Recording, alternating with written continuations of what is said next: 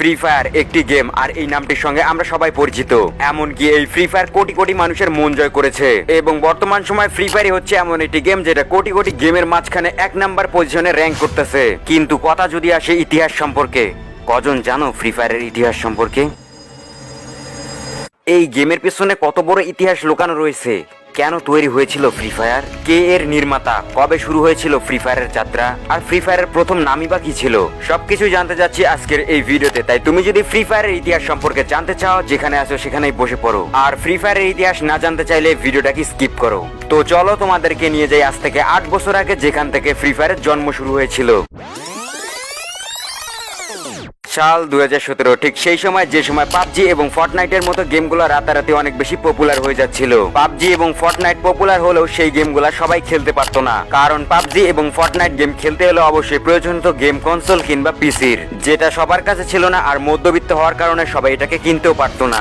আর এই বিষয়টিকে লক্ষ্য করে সিঙ্গাপুরে থাকা ছোট্ট একটা গেমিং কোম্পানি গেরিনা, এরপর গেরিনার সিদ্ধান্ত নেয় তারা একটা নতুন প্রজেক্টে কাজ করবে। আর এই প্রজেক্টের মূল উদ্দেশ্যই হবে তারা এমন একটি ব্যাটল রয়্যাল গেম তৈরি করবে যেটা লো এন্ড ডিভাইসের মধ্যে খুবই স্মুথলি খেলা যাবে। আর এই গেমটি ডিজাইনের দায়িত্ব দেয় 111.studio-কে। আর 111.studio হচ্ছে ভিয়েতনাম ডেভেলপ কোম্পানি, যেটা গেমের ডিজাইন তৈরি করে। আর এই কোম্পানি গেরিনার হয়ে নতুন একটি প্রজেক্টে কাজ শুরু করে, আর যেই প্রজেক্টটির নাম ছিল প্রজেক্ট এক্স।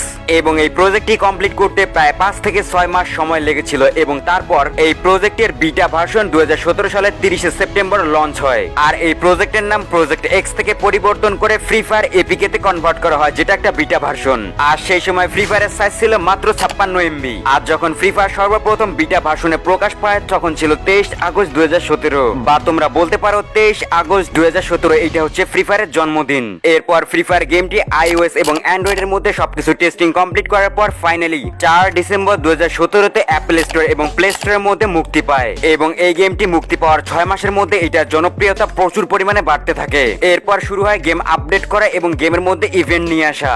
এইটা হচ্ছে ফ্রি ফায়ারের টেস্টিং ভার্সনের লোগো, এবং এইটা হচ্ছে ফ্রি ফায়ারের সর্বপ্রথম ডিসপ্লে লবি, যেটা দেখতে কিছুটা এইরকম। হ্যাঁ, মাত্র সিম্পল একটা ডিসপ্লে লবি। আর এইটা হচ্ছে ওয়েটিং লবি, আর এই লবি হচ্ছে ফ্রি ফায়ারের ফার্স্ট লবি। এখন যদি আমরা ম্যাচের মধ্যেকার কথা, ম্যাচের মধ্যে এই ধরনের গ্রাফিক্স ছিল। হ্যাঁ, এখনকার সময় যে গ্রাফিক্স রয়েছে তার থেকে অনেক অনেক লো গ্রাফিক্স। তখনকার সময় শুধুমাত্র একটাই মোড ছিল, যার নাম হচ্ছে ব্যাটল রয়্যাল মোড। আর 2017 সালের ম্যাপ এইটা। ম্যাপ বলতে গেলে শুধুমাত্র এইটাই ছিল। আর এইটা কোন জায়গায় সেটা তো তোমরা বুঝতেই পারছো। আর এইটা হচ্ছে 2017 সালের ল্যান্ডিং স্টাইল, কিছুটা এরকম করে ল্যান্ড করতো। এইটা ছিল 2017 সালের কথা। এখন যদি বলি আমরা 2018 সালের কথা, সো 18 সালের মধ্যে 2018 সালে ফ্রি ফায়ার গেমটা অনেকেই ডাউনলোড করতে থাকে এবং ফ্রি ফায়ারের মধ্যে নতুন নতুন প্লেয়ার আসতে থাকে। তখন ফ্রি ফায়ারের মধ্যে সর্বপ্রথম একটা আপডেট আসে, আর আপডেটের মধ্যে লবি অ্যাড করে দেওয়া হয়, প্লেনের মধ্যে কিছুটা চেঞ্জ নিয়ে আসা হয়, ম্যাপটাকে বড় করা হয়। এটা হচ্ছে ফ্রি ফায়ারের ল্যান্ডিং স্টাইল। মানে প্রথমবার যখন আপডেট আসে, আপডেটের পরে এটা ছিল ল্যান্ডিং স্টাইল। তারপর গ্রাফিক্স এর মধ্যে ইমপ্রুভ নিয়ে আসা হয়, কার অ্যাডস করা হয়, অর্থাৎ ভেহিকল অ্যাড করা হয়। আস্তে আস্তে গেমটা ইমপ্রুভ হতে থাকে। এইটা হচ্ছে 2018 সালের ম্যাপ, যেটা অনেকটাই বড় হয়েছিল,